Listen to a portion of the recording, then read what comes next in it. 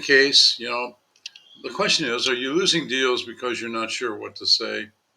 Words have the power to open doors or to close them. And as a real estate agent, knowing exactly what to say at the right moment can mean the difference between winning a listing or securing a buyer or walking away empty handed.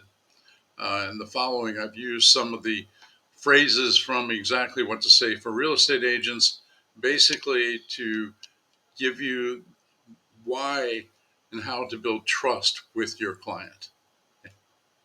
Share. So, and what I did was when I took these pages, and this is on page 8. When I took these pages, I thought it important to say why this particular phrase might build trust.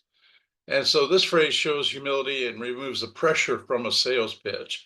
By framing your suggestion as optional, the clients feel that they're in control and not being pushed into a decision.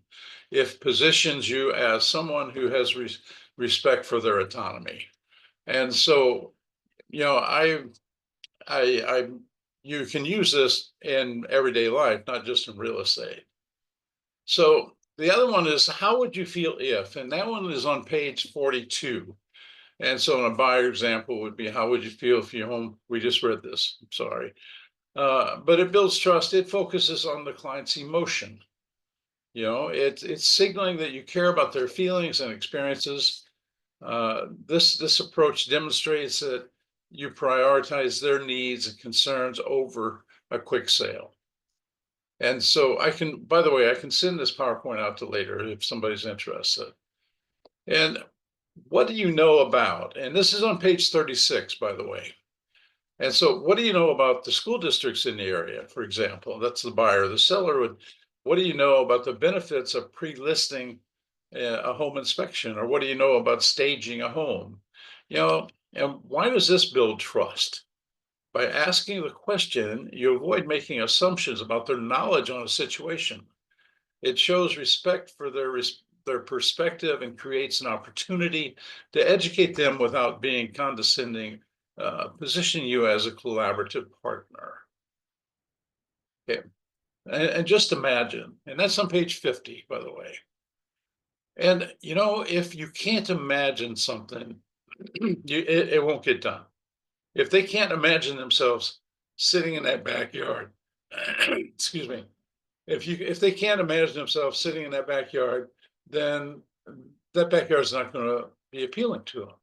So just imagine. And why does this build trust? Well, encouraging your client to visualize their future home or the outcomes of their decisions creates an emotional connection. I remember people talking about standing at a kitchen window looking at a cherry tree, and the lady was just enamored with that.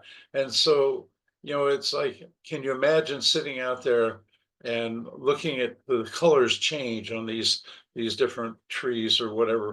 It's like it shows you're invested in their dream and you can help them achieve their goal.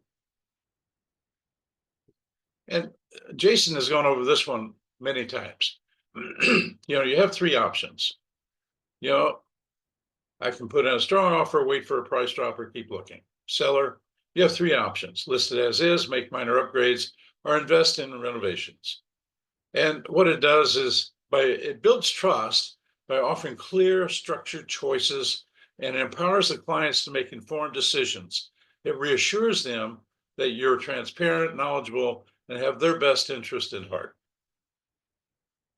Most people feel, and the other word that I use or like to use with this is normally.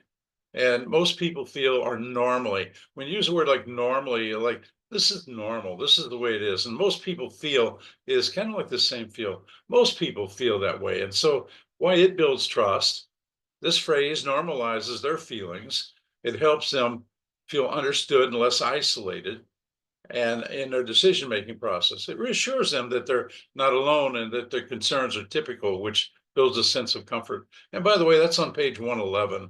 And also it's got some follow-ups on 112. What happens next? Page 120. And so these are generic buyer examples. It's what happens next is I'll submit your offer, you'll get a response in 48 hours. generic seller example, what happens next? We'll have schedule a photo shoot, post the listing and start showings, basically. And that's really generic. But why it builds trust is you're providing a roadmap. You're here's what we normally do. Here's a roadmap, that the process that reduces the uncertainty and confusion. Many times, I've read, you know, a call to action is, you need to tell somebody what to do next. And if you do that, then many times they'll do that. But it establishes you as an organized and reliable guide who will navigate them through a potentially overwhelming journey. And you know that buying a house or selling a house is one of the biggest things they'll ever do. And so, you know, being clear about what's next is beneficial.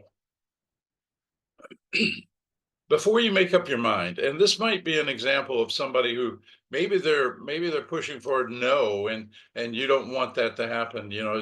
They're not quite sold or whatever. And so a buyer example would be, before you make up your mind about this, let's review this inspection report. And before you make up your mind accepting this offer, let's discuss contingencies and why this builds trust. This phrase alleviates pressure by showing that you're giving them space to think. It demonstrates patience and commitment to their satisfaction rather than rushing through a decision. It also, Jason has brought up many times that, it's like if they say, I have to wait or whatever, you know, maybe, the real issue here is, you know, it seems that are normally when people say this, it's that I haven't explained it fully. So I'm just wondering, what real questions do you have? But in any case, that's on page 134 in the book. And you know what? That's pretty much it. And so if anybody wants this, I'm happy to send it out to them. It's understanding, why it's building trust. And with that, I'll stop share.